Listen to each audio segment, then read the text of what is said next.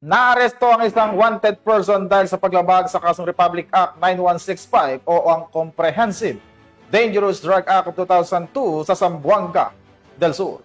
Ang pagsugpo sa mga individual na lumalabag sa batas ay nagpapahiwatig ng pagsunod sa proseso ng hustisya at pagprotekta sa komunidad mula sa masamang epekto ng droga.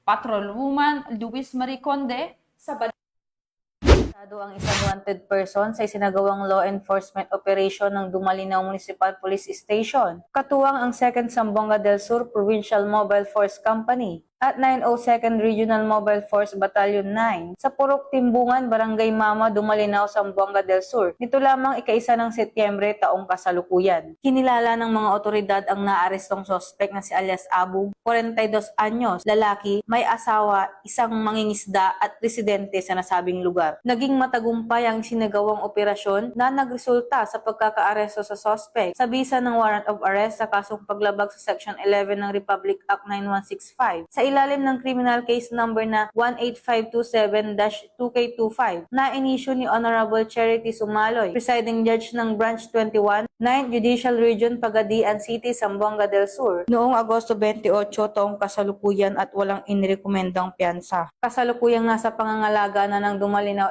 MPS ang sospek para sa maayos na dokumentasyon at tamang disposisyon. Patuloy na hinihimok ng pambansang pulisya ang publiko na makipagtulungan sa kampanya laban sa iligal na droga upang mapanatili ang kapayapaan at kaayusan sa komunidad. Mula dito sa Zamboanga Peninsula, ako ang inyong PNN correspondent, Patrolwoman Luis Marie Conde, alagad ng batas, tagataguyod ng balitang pulis.